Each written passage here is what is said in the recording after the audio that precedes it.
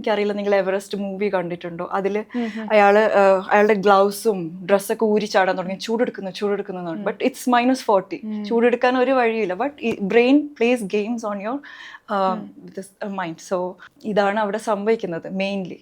പിന്നെ exhaustion hit ചെയ്യുമ്പോൾ അത് പെട്ടെന്ന് ഹിറ്റ് ചെയ്യാൻ നമുക്ക് ഒരു വാർണിംഗും ഉണ്ടാവില്ല.